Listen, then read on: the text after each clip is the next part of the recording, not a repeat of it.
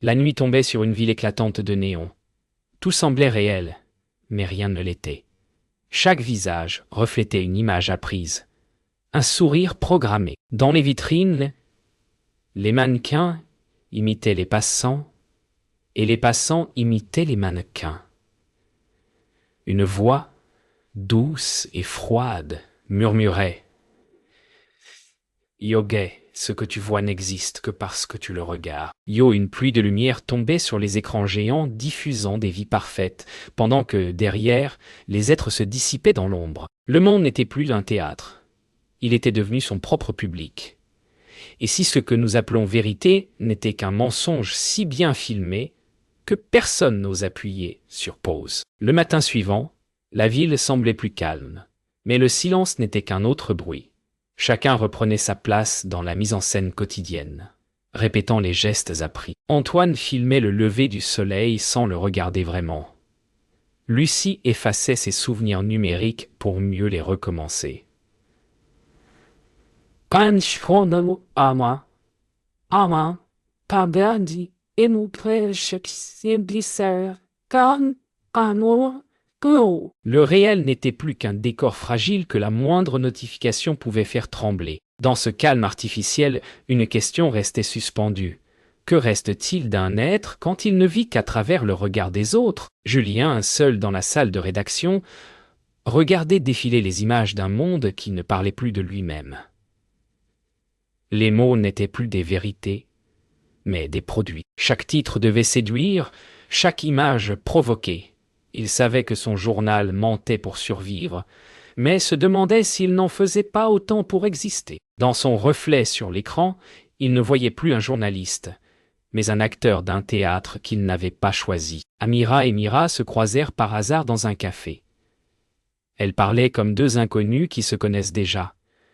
Chacune portait en elle le même vide, celui d'une existence trop visible. En se regardant, elles eurent l'impression d'être deux versions d'un même personnage. Celle qui regarde et celle qui est regardée. Peut-être que la vérité n'était pas à retrouver, mais à réinventer ensemble. La nuit tomba encore. Les écrans reprirent leur empire. Dans les appartements, les visages redevenaient lumineux d'irréalité. Pourtant, quelque chose changeait, un doute, une fissure. Lucie, seule, éteignit son téléphone. Le silence s'installa. Dans ce vide, elle sentit battre un cœur qu'elle avait oublié. Peut-être que la vérité n'était pas perdue, mais simplement recouverte par le bruit des illusions. Dans une tour de verre, invisible aux yeux des passants, un groupe façonnait la réalité comme on sculpte un rêve. Des stratèges, des programmeurs, des marchands de promesses travaillaient à transformer chaque regard en profit. Ils appelaient cela la communication. Mais derrière ce mot se cachait un art plus ancien, celui de raconter des mensonges qui paraissent vrais. Les chiffres remplaçaient les idées, les émotions devenaient algorithmes, et les algorithmes, des dieux muets. L'humanité, fascinée, contemplait son propre reflet codé. Et personne ne se demandait plus à qui profite l'illusion. Les caméras veillaient, sans haine ni passion. Elles ne jugeaient pas, elles comptaient. Chaque pas, chaque regard, chaque hésitation devenait une information à stocker, à vendre, à transformer. Henri traversait la place, sentant le poids invisible de 1000 dieux mécaniques. Il ne craignait rien, mais savait qu'il n'était plus seul nulle part. L'État ne parlait plus d'ordre, il parlait de transparence. Et dans ce mot lumineux se cachait une nouvelle nuit. Dans un studio de télévision, Mira participait à un débat sur la liberté d'expression. Tout semblait spontané, mais chaque mot était prévu, chaque silence minuté. Derrière la vitre, un producteur hochait la tête, satisfait du spectacle. Mira sentit une nausée monter en elle. La vérité, ici, n'était pas recherchée, seulement simulée. Elle comprit alors que le mensonge n'a pas besoin de censure quand il sait se déguiser en liberté. Lucie travaillait désormais dans une agence de publicité. Elle y apprenait à vendre le bonheur, à en calculer le prix. Les slogans qu'elle écrivait promettaient la liberté, mais enfermaient les gens dans le désir de posséder. Un soir, en relisant ces phrases, elle comprit qu'elle ne croyait plus à aucune d'elles. Le mensonge n'était plus extérieur. Il parlait avec sa voix, écrivait avec sa main. Et cela lui fit peur. Antoine, qui avait autrefois cru à la technologie comme à une promesse, découvrit qu'elle servait surtout à maquiller la peur. Dans une réunion secrète, il présenta un rapport sur la manipulation des émotions en ligne. Personne ne voulut l'écouter. On lui parla d'efficacité, de croissance, de stratégie. Alors, il se tut. Et dans ce silence, il entendit le bruit du monde mentir sans fin. Un bourdonnement parfait, rassurant, presque beau. Lucie s'était mise à observer ses propres gestes comme ceux d'une étrangère. Elle enregistrait ses sourires, comptait ses regards, analysait ses émotions comme on décortique un produit défectueux. Chaque jour, elle publiait des fragments d'elle-même pour prouver qu'elle existait encore. Mais plus elle partageait, plus elle se sentait vide. Son âme semblait s'être déplacée dans le miroir froid de son téléphone. Ce n'était plus elle qui regardait l'écran. C'était l'écran qui la regardait, patiemment, jusqu'à la remplacer. Julien, lui, découvrait que les morts aussi avaient un profil. Les réseaux gardaient vivantes les images de ceux qui n'étaient plus. Leurs voix rejouées, leurs souvenirs recomposés par des algorithmes bienveillants. Il parlait chaque nuit à un ancien ami disparu, dont le compte semblait lui répondre encore. Était-ce du réconfort ou une profanation ? Entre mémoire et illusion, la frontière s'effaçait. Le mensonge n'était plus une erreur. Il devenait une forme de survie. Mira animait une émission intitulée « Aouga, le bonheur authentique ».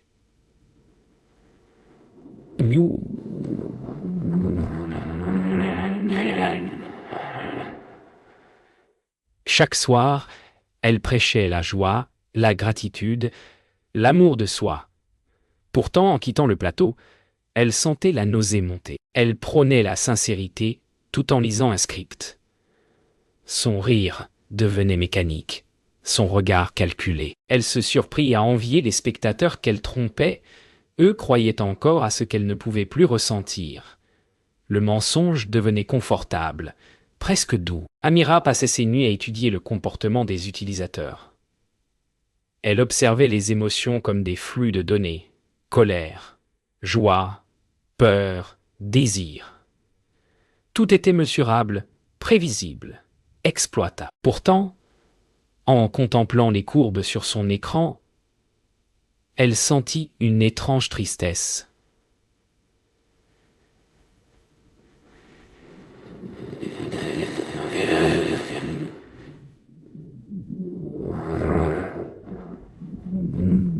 Il y avait un cœur, derrière chaque cœur, une solitude. Elle ferma les yeux. Le bruit du réseau ressemblait à un cœur sans voix, immense, monotone.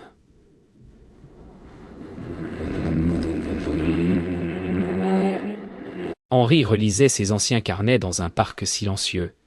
Il se souvenait du temps où l'on croyait encore à la parole donnée. Les gens se regardaient pour comprendre, pas pour convaincre. Il pensa à ses élèves, devenus acteurs de cette société spectacle qu'il avait autrefois dénoncée.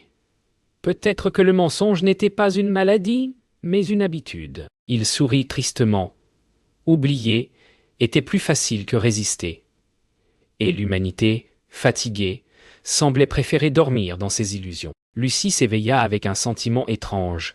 Pour la première fois, elle doutait. Ce doute n'était pas un poison, mais une lumière crue, brûlante, qui révélait les contours du monde, caché. Elle regarda son reflet sans filtre, vit les cernes, la fatigue, la vérité nue de son visage. C'était douloureux, mais vivant. Tout ce qu'elle avait cru être, ses photos, ses likes, ses promesses, semblait s'effondrer comme du verre trop fragile. Elle comprit que le mensonge n'était pas l'ennemi de la vérité, mais son absence. Et le silence soudain lui parut plus vrai que tous les mots. Antoine quitta son bureau, marcha sans but dans la ville. Il voulait entendre autre chose que le bruit des machines. Sous la pluie, il entendit enfin les sons oubliés, Des rires d'enfants, le grondement des voitures, le battement du monde, il sentit la matière, la lourdeur, la présence. Chaque goutte sur sa peau effaçait un mensonge. Et pour la première fois depuis longtemps, il eut peur, non du pouvoir, non des écrans, mais du réel lui-même, brutal, libre, incontrôlable. Amira et Mira se retrouvèrent au bord de la scène, sans caméra, sans micro, sans spectateur.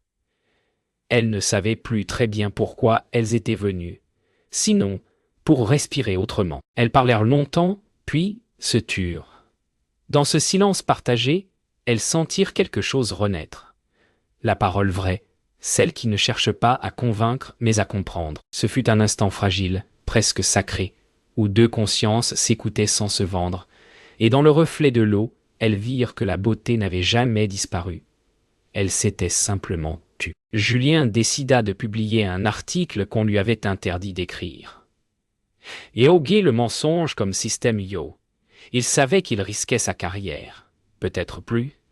Mais le silence était devenu insupportable. Dans chaque ligne, il mettait sa fatigue, sa colère, sa tendresse pour un monde qui avait oublié la vérité.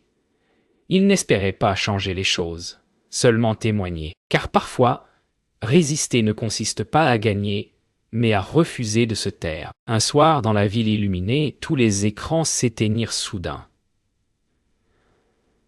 Pendant quelques secondes, le monde sembla retenu dans un souffle. Puis, un à un, les visages se tournèrent vers le ciel. Le silence immense vibrait d'une beauté inconnue. Personne ne savait si c'était une panne ou un miracle, mais dans cette obscurité nouvelle, chacun sentit le battement du réel revenir. Ce n'était pas la fin du mensonge. C'était son interruption, brève, précieuse, presque humaine. Au matin, la ville s'éveilla comme après une longue fièvre. Plus aucun écran ne clignotait.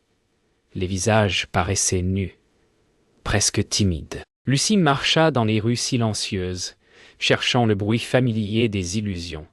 Il n'y en avait plus. Elle ressentit un vertige. Le monde réel était trop vaste, trop lent. Mais dans ce vide nouveau, elle perçut aussi la possibilité d'un commencement. Peut-être fallait-il réapprendre à parler, à regarder, à être. Le mensonge s'était tu. Restait à savoir si la vérité saurait encore se faire entendre. Julien diffusa son article sur un vieux site, presque oublié. Le texte circula lentement, comme une rumeur d'autrefois. Certains lurent, d'autres effaçaient. Mais dans les cafés, dans les métros, des phrases de lui réapparaissaient. « Eh gars, le mensonge n'est pas notre ennemi, c'est notre confort. » Yo, il comprit alors que la vérité voyage toujours, même mutilée. Elle trouve des fissures, se glisse entre les mots polis, brûle doucement. Julien sourit. Il avait perdu son poste, mais retrouvé sa voix. Dans plusieurs quartiers, sans organisation ni mot d'ordre, des gens commencèrent à se réunir. Amira observait ces assemblées nées du silence. Pas de slogan, pas de logos, seulement des regards, des questions, des silences partagés. On y parlait d'école, de travail, de solitude.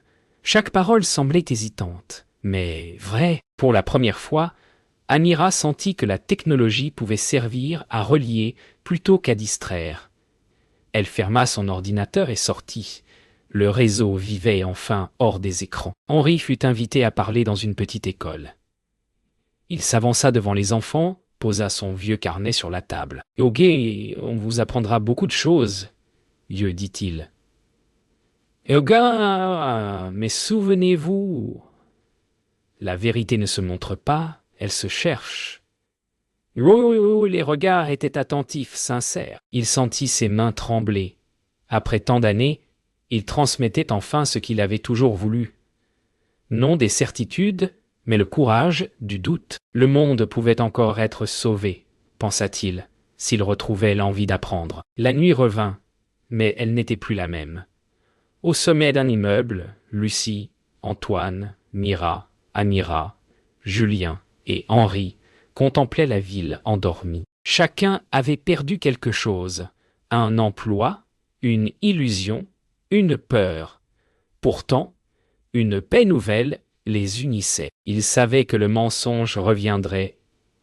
Il revient toujours, mais qu'ils n'y croiraient plus tout à fait. Et cela suffisait. Une faille, une lumière, un éveil. Sous eux, les rues vibraient doucement. Au-dessus, le ciel semblait écouter. Les semaines suivantes, la ville changea imperceptiblement. Des messages anonymes apparaissaient sur les murs. Regarde avant de croire. Rien n'est plus beau qu'un esprit libre.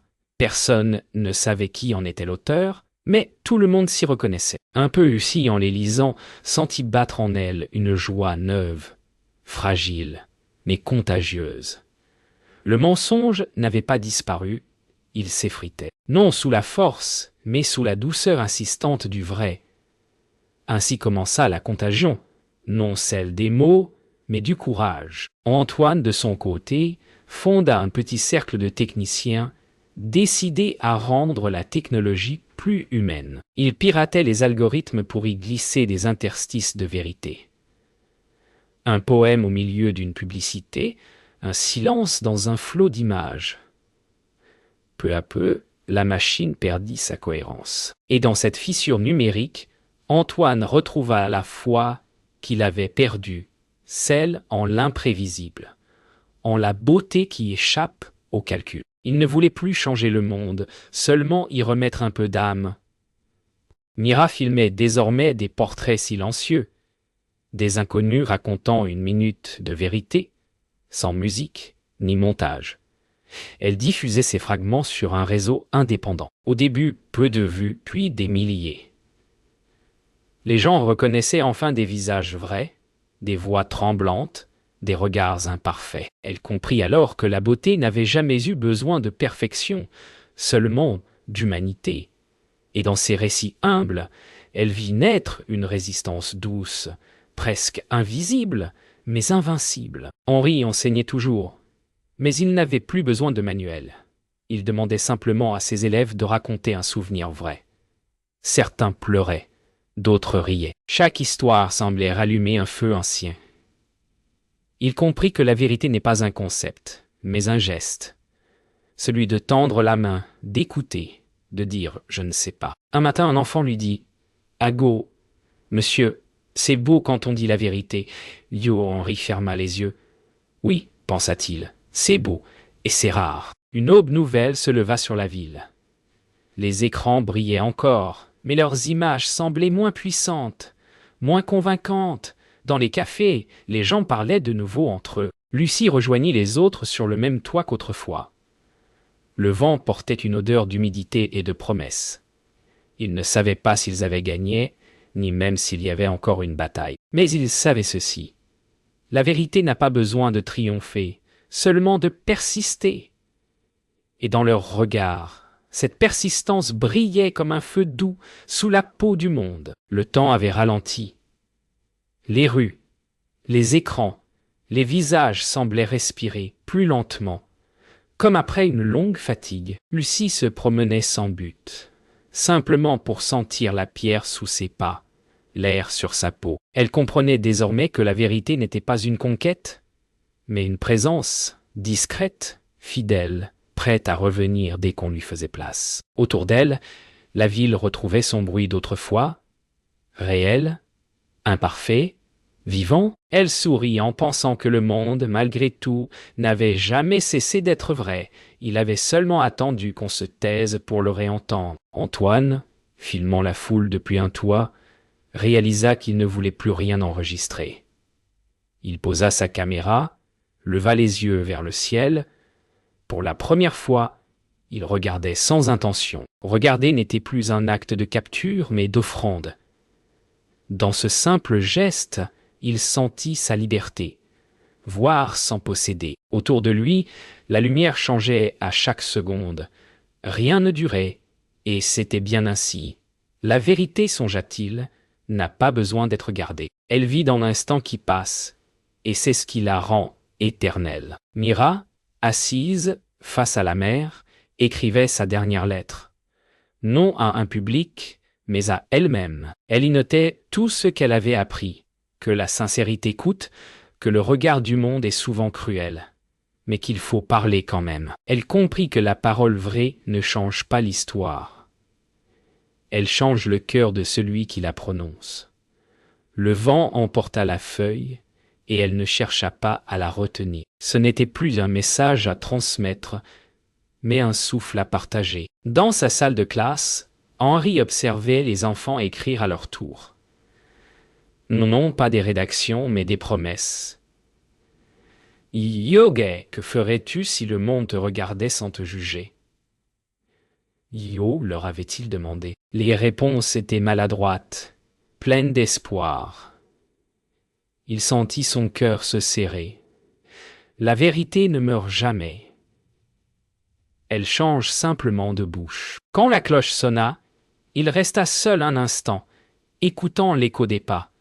Le futur n'était plus une menace. C'était une graine. Au crépuscule, les 6 se retrouvèrent une dernière fois. Pas pour parler, mais pour regarder la ville qu'ils avaient apprise à aimer sans illusion. Les enseignes brillaient, les écrans clignotaient, les mensonges circulaient encore, mais quelque chose avait changé. Eux, ils savaient désormais que la vérité n'est pas un état, mais un mouvement, une respiration. Tant qu'il resterait quelqu'un pour douter, pour écouter, pour aimer, le mensonge ne régnerait jamais complètement. Dans le vent du soir, Henri murmura. « Eh gars, nous ne verrons pas la fin du mensonge, mais nous aurons vu la naissance du vrai. »